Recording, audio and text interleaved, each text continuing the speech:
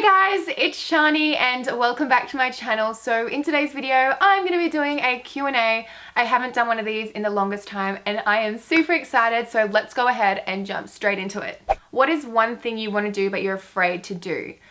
There is honestly so many opportunities and this makes me so mad even thinking about it. I get so many emails of like amazing opportunities to do fun things, like do interviews and like all of this stuff, and I always turn them down because I am so afraid. Like, I'm so afraid of so many things. And I even went to a psychic and they're like, you need to stop being afraid. You have so many opportunities coming your way. You have so many things that you could be doing, but you're not doing them because you're afraid. And it's just like, there's so much fear inside of me, and it just like, it honestly stops me from doing so much and it makes me so incredibly upset. Like, for example, the other day I got an email from like a massive news channel and they wanted me to be on the news and like talk about how I've been growing and how successful I am at such a young age, and that's something I should be proud to talk about, but I'm fucking so scared to just like go on like the news or do things that are really big and scary. Like, I get so afraid to the point where I'm like, I'm not going to do that, and it's so bad, and I need to learn to just get past that. But I don't know, it sucks, honestly. What made you start YouTube? I feel like I've answered this question a lot, but now that I think of it, I feel like my answer has changed a little bit. So I think the main reason I started YouTube was because I didn't fit in where I lived. Like, I honestly didn't fit in. People where I lived, like where I grew up, they were so different to me, and I don't want to sound like a bitch, but I feel like I was just in the wrong city. Like, I love fashion, I love beauty, I love all of that high class stuff, and I was just in the wrong city and I didn't fit in with other people. So I thought, why not do like YouTube channel and actually talk about things that I love, and who cares about trying to fit in with other people? That's what I'm going to do on the weekends. So that's what I did, and now I've moved to a different city that I love and that I fit into, and I love it so much. I feel like I've found myself, and oh my god, I feel like this is like getting emotional, but I finally have found myself, and I've found friends that actually do fit to my standards, and like we have more things in common and stuff, and it's honestly amazing. And I think that's just what life's about. It's just about finding yourself, and YouTube has been a massive, massive, massive part of that, and I'm so fucking grateful, like forever grateful, and I'm so happy, and I've never been this happy in my life, and it's literally only because of you guys. Like, the support that I get from you guys, that's where my happiness comes from. The next question is, what are your plans for the future? And this honestly makes me so incredibly happy because there's actually something I can say now, because I have planned something for the future and I can't really say what it is. All I can say is I've got something really exciting coming up, and I honestly can't wait to share it with you guys, and it's gonna be soon. It's gonna be soon. Yeah. It's gonna be this year, okay? That's all I can say. What is your favorite childhood memory? Well, I think the best thing is just like thinking back and being like, I had no worries. Mum used to make me dinner at night. Dad used to tuck me in, and there was literally nothing you had to worry about. And like, you'd play with your toys. You'd just be like genuinely like really fucking happy. That's how I am now. Like, I'm so happy, but you've got to like do shit for yourself. You've got to like clean up after yourself. But when you're a child, it's just like life is so easy. And I remember I would always want to be like, I can't wait till I'm 18. I can't wait till I'm older. But no, you just got to enjoy being as young as you are, because it's amazing. And yeah.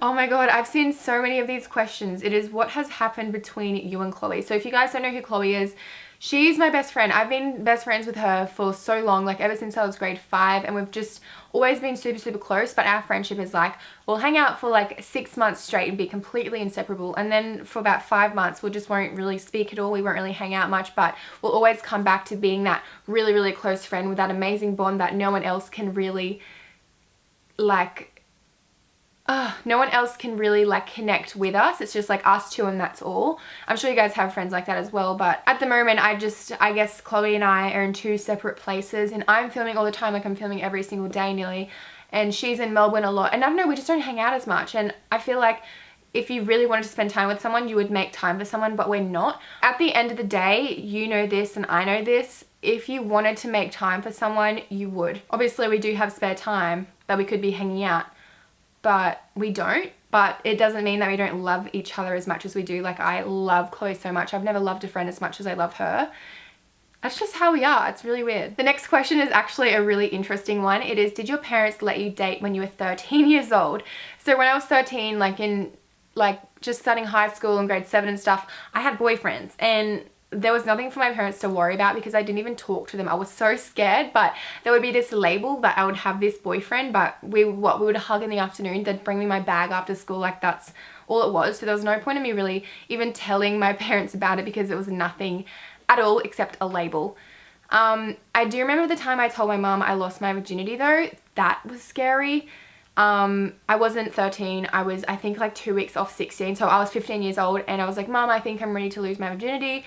And she's like, oh my fucking God, like, oh my God, you're so young. And I was like, no, I just think I'm ready. Like, I'm with my boyfriend. I love him, blah, blah, blah. And she was like, well, if you're ready, then you can go ahead and do it. I mean, I'm not going to stop you. It's your life.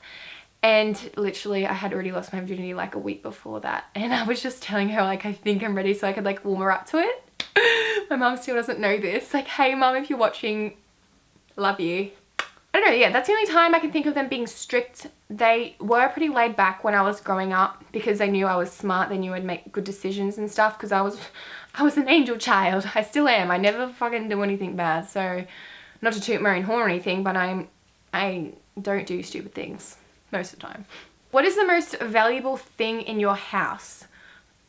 Answering this question honestly just makes me think about the break-in. Like, if I was to be like, oh, I've got a $20,000 vase in my house, I feel like someone would just break into my house. Like, I went to the psychic probably 6 months ago and she's like, I feel fear. And I'm like, what? And she's like, I feel like you're still not over the break-in. And I was like, well, how can you get over something like that? Like, you can't just get over it. Like, it's been a year or something now, nearly a year, and I'm not sad about it, but how can you get over something like that? So, like, when someone asks a question like that, I'm like, It just, like, takes me back to that time where I was so fucking mad. But as I said to you guys in the break-in videos that I did explaining everything, I will leave it linked down below if you guys want to see it because it's pretty fucking interesting. I'm actually glad that that did happen because I wouldn't be where I am without that happening. I wouldn't be living in Brisbane without that happening, and I'm so grateful for it, which is weird to say. But someone commented a question on my photo and said, anal? ? Really? The next question is, what is your actual name? A lot of people don't know my actual name. It is Kashani, so Kashani.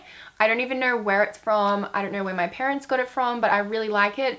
The only reason I don't like people calling me Kashani is my parents called me that when they were angry at me when I was a teeny tiny child. So now every time someone says Kashani, I'm like, no, you're angry at me. Don't call me that. Like, I fucking hate it. I don't know. I keep swearing in this video. I don't know why. Some days I'm just like super sweary. Some days I'm not.